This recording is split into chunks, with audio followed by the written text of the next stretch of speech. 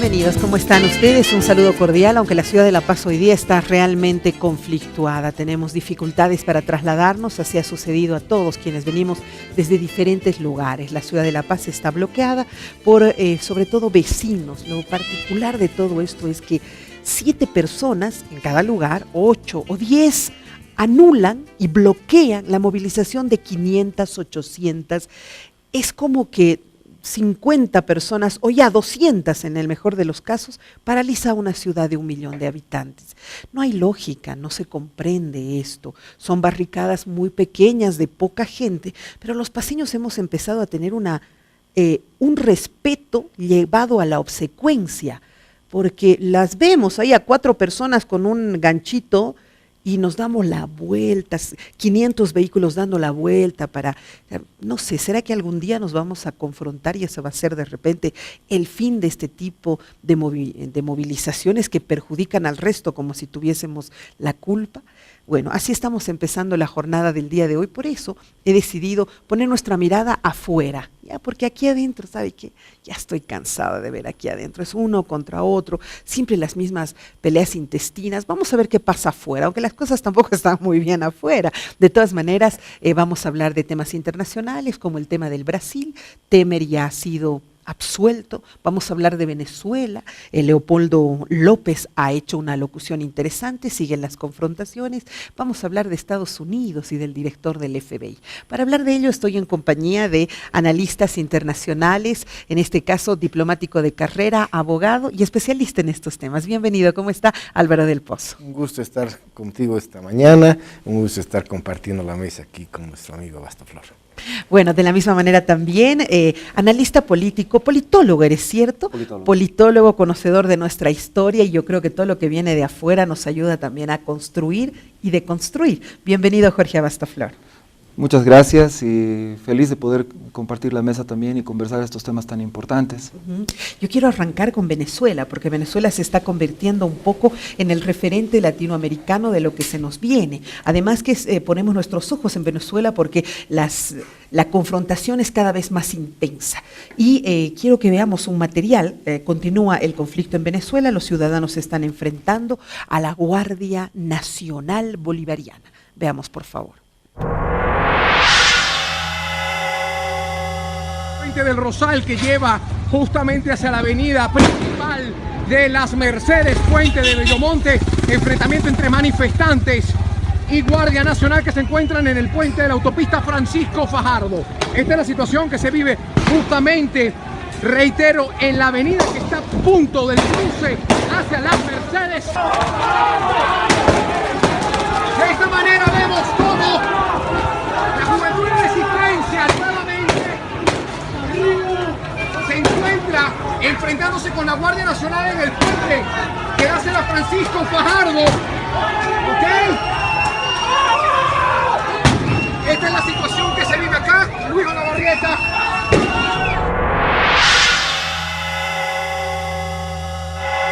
Ahí está, es así como se está viviendo en este momento, la confrontación se mantiene. ¿Hasta dónde? ¿Cuánto más? En este momento el presidente Maduro ya ha aceptado las elecciones subnacionales, lo cual de alguna manera creo que tranquiliza a la población, pero elecciones que han sido postergadas una y otra vez. Sí, el escenario venezolano es de una tensión permanente que se va agravando, más allá que el presidente Maduro ha intentado mediante esa toma de iniciativa con la constituyente que pretende organizar, ha sido, a mi juicio, lo hemos visto en tu programa, como una medida, como intentando ganar tiempo, ¿verdad? No creo a la larga realmente que se llegue a realizar el referéndum porque tiene fallas de origen. La fiscal general ya ha cuestionado el procedimiento, ha presentado una demanda solicitando la nulidad, se están adjuntando a ese pedido muchos sectores. Por lo tanto, creo que Venezuela nos va a mostrar todavía días tristes de luto, porque hay gente que sigue muriendo en las calles.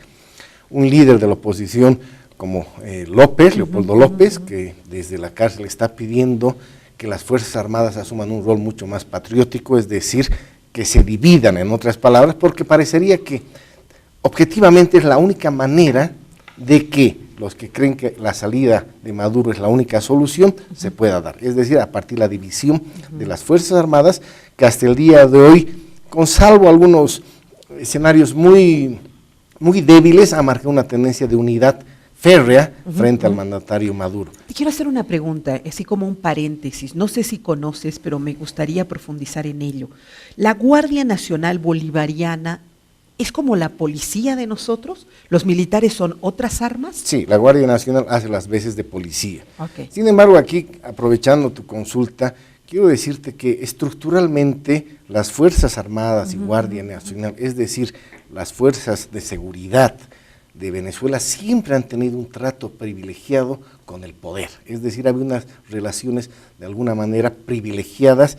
Por lo tanto, creo que es muy difícil hoy en día, que son parte del gobierno, las Fuerzas Armadas ya se han confundido con el poder político civil, por lo tanto va a ser muy difícil que esa unidad en torno a Maduro se vea debilitada. Obviamente, creo que la única opción que podemos apostar es diálogo, más diálogo, quizá las elecciones subnacionales o regionales, es otro camino puede dar que un se ha oxígeno abierto de paz en Venezuela, ¿verdad? Porque como ha generado tanta polémica el tema de la constituyente, pareciera que esta otra opción ha aplacado y ha generado un nuevo escenario, pero los enfrentamientos siguen. Te hago la misma pregunta, ¿no es cierto? Como dice Álvaro, de repente los militares ya son parte de este gobierno chavista. Sin embargo, ha habido una presencia muy importante en las redes sociales, en particular en YouTube, de militares que se han desmarcado de este proceso y que han denunciado una suerte de acciones. Sin embargo, pareciera que todavía hay una lealtad constante. Sí, primero quería hacer una aclaración. Sí. En el momento actual, la Guardia Nacional en Venezuela está haciendo las veces de policía, pero en realidad hay una policía hay aparte, una policía local que actúa con sus misiones específicas, y la Guardia Nacional es más bien una suerte de apoyo a las Fuerzas Armadas. Okay. Pero en las circunstancias actuales está siendo utilizada como una fuerza policial para orden interno. Ok, pero dime, ¿estas fuerzas han sido creadas recientemente, estas Guardia Nacional Bolivariana, o ya venían de vieja data? No, las tenemos en nuestras constituciones desde el nacimiento mismo de nuestros países, o sea, son parte de las propias constituciones que ha escrito Simón Bolívar. La Guardia Nacional se concibió en un primer momento como la forma en la que la población civil puede apoyar al Estado, apoyar a las Fuerzas Armadas en un momento de… ¿La población civil? La población civil. O sea, ¿estas guardias están conformadas por ciudadanos de a pie? Ahora ya no. Ahora ya no, ya hemos vivido un proceso de institucionalización, pero cuando se concibieron al principio de la existencia de nuestros países, se vieron de esa forma. Esa era la idea. Sí, el apoyo civil a las Fuerzas Armadas, pero en una situación de crisis que obviamente todos los países sudamericanos hemos experimentado al comienzo de nuestra existencia como estados independientes. Pero esta Guardia Nacional Bolivariana ya está institucionalizada. ¿Se la ha construido, te reitero la pregunta, recientemente, a pesar de que haya estado ya en la Constitución? Porque es bolivariana, es como muy chavista de repente. Bueno, cuando decimos bolivariano, en realidad nos referimos a Simón Bolívar, ¿no? Y a las constituciones que Simón Bolívar generó en aquella época. Lógicamente, el proceso de institucionalización más fuerte que ha vivido en Venezuela la Guardia Nacional se ha dado precisamente en los últimos 15 años. Ok, con Chávez. ¿Por qué lo asocio de manera tan cercana? Porque sin duda quien ha exaltado todo aquello que es bolivariano ha sido Chávez. De repente antes no se le daba tanta importancia al Libertador. O sea que esta guardia hace las veces de una policía. ¿Tiene armas esta guardia? Claro, manejan una serie de armas, ¿no? Y en realidad en la actualidad ya actúan de forma paralela y coordinada con las Fuerzas Armadas de Venezuela. Pero ahorita no son los militares, porque nosotros tenemos un pensamiento, militar y policía, ¿no es cierto? Entonces, si alguien, recordemos, en el gobierno de Sánchez de Lozada eran los militares los que salían, los policías se habían replegado, pero quienes dispararon y quienes mataron en el Alto eran militares. En este momento no son los militares los que están participando en esto. Los libera un poco de culpa, ¿no? Lo que pasa es que de repente no deberíamos interpretar el fenómeno de manera corporativa, sino más bien de una manera sectorializada. ¿Ya? Como se ha apreciado, y como Álvaro también lo ha mencionado, hay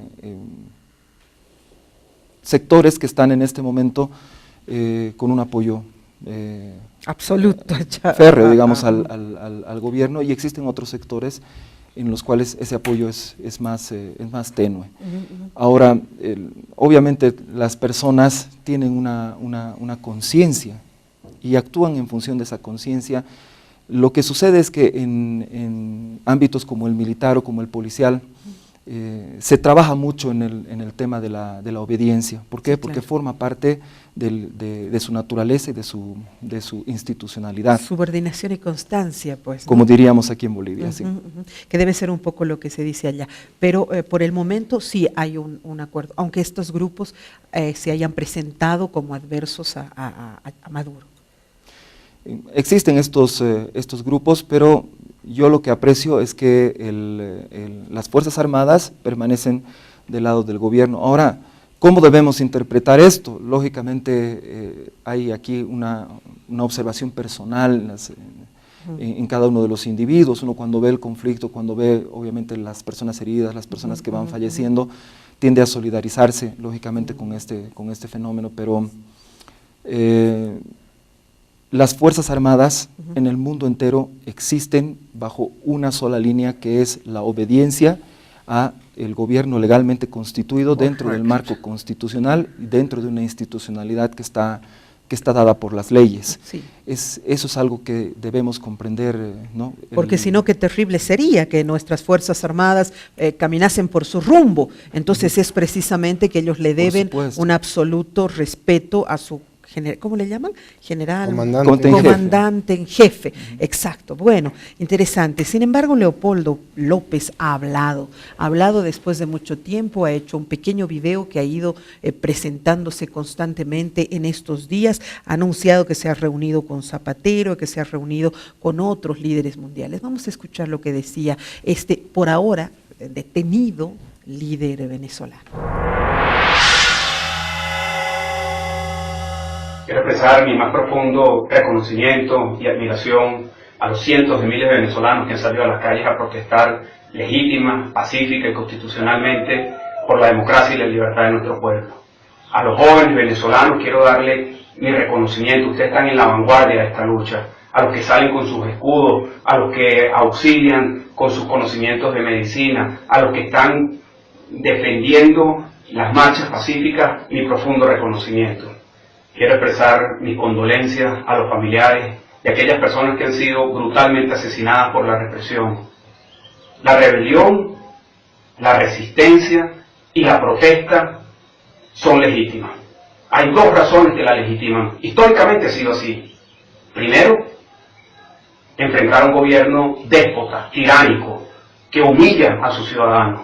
Y segundo, cuando un gobierno no tiene la capacidad para darle respuesta a los problemas de los ciudadanos.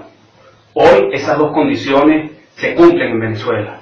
El despotismo, la tiranía, la represión, el abuso de poder y por otra parte la escasez, la inflación, la inseguridad, el deterioro de todos los servicios públicos, el colapso general de Venezuela justifican ambas razones que hoy el pueblo esté en las calles pidiendo libertad. A toda Venezuela, mi invitación es a que continúen en las calles, con firmeza, con determinación, siempre pacífico, pero permanente. Una lucha que no puede cesar hasta que logremos la victoria. Una protesta que tiene que estar en todos los lugares, en todas partes, en todo momento. Solo así lograremos conquistar la libertad y la democracia. Hoy más que nunca está planteada una lucha crítica. Estamos en un momento histórico de nuestro país. Yo estoy seguro que vamos a salir airosos, vamos a salir victoriosos, pero sobre todo quiero decirle a todos los venezolanos nuestro más profundo compromiso con que lo que va a venir después del cambio es una Venezuela libre, democrática, en donde todos los derechos sean para todas las personas, en donde no haya exclusión, en donde podamos superar la pobreza, en donde el Estado haga lo que le corresponde y deje de hacer lo que no le corresponde, en donde exista pluralidad, en donde se puedan escuchar todas las voces, en donde los venezolanos de todas las edades puedan tener oportunidades y sobre todo donde los jóvenes puedan proyectarse hacia un mejor futuro. No le tengamos miedo al futuro, tengamos la certeza de que estamos del lado correcto de la historia, tengamos la certeza de que estamos avanzando en el camino que hoy corresponde luchar y mañana nos corresponderá construir esa mejor Venezuela. Hagamos honor a nuestro himno. Gloria al bravo pueblo que el yugo lanzó. Gloria al bravo pueblo que el yugo lanzó. Allí está en nuestro himno nacional la actitud que debemos de seguir, pero también está el destino que vamos a tener. Lograremos la victoria, lograremos la libertad y lograremos la democracia. Que Dios bendiga a Venezuela, que Dios bendiga a todos nuestros hijos que hoy están en las calles luchando, que Dios bendiga a nuestro futuro. Todos los derechos para todas las personas. Fuerza, hermano, fuerza, hermana, fuerza y fe, fuerza y fe. Y hoy más que nunca estemos claros, el que se cansa pierde. Quienes tenemos la razón no podemos cansarnos. Avancemos hacia adelante, por Venezuela, por nuestro futuro, por la libertad y por la democracia. Preso político, él de verdad duele, ¿no? Duele ver esto, aunque estamos viendo solo una faceta. Recordemos que hay otra faceta también que desafortunadamente no la he colocado, que es lo que dice el gobierno de Maduro, que es como ellos enfrentan la situación. Pero no está fácil, la cosa no está sencilla. Aquí teníamos una venezolana la semana pasada que nos comentaba que de verdad no hay los artículos de primera necesidad, más allá de lo que se diga internacionalmente. Y bueno, ¿qué opinas? ¿Esto viene mejor, empeora? ¿Cómo ves la situación? Bueno, esto viene a raíz un poco de la visita que hizo el expresidente español, Rodríguez Zapatero. Correcto. En teoría se supone para negociar un posible arresto domiciliario en vez de esta condena efectiva que tiene por 15 años López. A partir de esa reunión hay una tergiversación de la conversación que supuestamente hubo entre ambas personas. Se niega que hubo el ofrecimiento, que López había aceptado, que había rechazado, por lo tanto, volvemos al punto cero, ¿verdad? Zapatero, volviendo a la negociación, como habíamos dicho en la última intervención, podría ser que la estaba única como manera. Mediador, digamos. Un mediador que realmente no ha cumplido ni siquiera las mínimas esperanzas que se tenía, porque yo valoro a Zapatero en funciones de gobierno español, creo que ha tenido un buen trabajo, ha tenido una visión socialista de España, ha habido una crisis económica que le ha tocado en su segundo mandato, pero creo igual me gusta más que Rajoy, de lejos. Pero creo que ha sido funcional al gobierno este proceso de negociación que ya ha fracasado. Es decir, creo que Zapatero no supo asumir este reto y creo que más ha servido a los fines del gobierno. En todo caso, tenemos que decir que el problema de Venezuela ya es parte de la agenda internacional. Si algo se ha logrado es que este tema ya esté incorporado en esta agenda. La presidenta, la canciller Merkel ya se ha referido en su visita a la Argentina. Poco a poco muchos mandatarios que no son de la región se van pronunciando sobre este tema, lo que denota que hay un interés ya global sobre lo que va a pasar en Venezuela. Y eso es un tema importante, claro que sí, porque es una presión a las partes en conflicto para que se sienten a negociar. Si bien la salida por ahí no es constitucional, la salida de Maduro, no hay otra vía que no sea la negociación, la conversación entre las partes, para darle a Venezuela lo que tú comentabas, que esta psicóloga te lo ha confirmado. La crisis es económica, humanitaria, por lo tanto, ya debemos traspasar la frontera de lo meramente político para ver una sociedad que está sufriendo escaseces básicas. Por lo tanto, creo que es importante que este tema se mantenga en la agenda internacional y que hoy todo el mundo vaya presionando a que la única salida es convocar las elecciones que estaban pendientes y abrir este espacio de negociación para darle finalmente a Venezuela una salida. Tienes toda la razón, es que el panorama ha cambiado, de repente quienes eran ajenos o indiferentes ahora han visto que las cosas están muy intensas y ya la confrontación es demasiada, ya hay demasiados muertos, hay demasiados heridos y ya el mundo entero pone ojos en Venezuela y siente que puede aportar algo. Ahora, a mí me parece también de repente la opción de Leopoldo López de estar adentro muchísimo más, con mayor rédito político que estar en una detención domiciliaria y de repente ahí es donde se ha quebrado la posibilidad de que Zapatero logre tenerlo con arresto domiciliario. Yo pienso que el tema de la crisis en Venezuela tiene varias aristas. Claro. Y todas esas aristas no las podemos apreciar desde acá, de Bolivia, lamentablemente. Y lamentablemente también cada vez que ha ido pasando el tiempo, hemos ido recibiendo cada vez menos información de Venezuela acerca de cómo está evolucionando este tema. Y eso se debe, pienso yo, a la participación algo interesada de las cadenas internacionales de noticias. Sin duda. Entonces, yo creo que tenemos que evaluar el tema desde todas esas aristas que se nos manifiestan. Una cosa que a mí me preocupa demasiado es el hecho de que se toquen las puertas de los cuarteles, Claro. de las Fuerzas Armadas. No importa quién lo haga.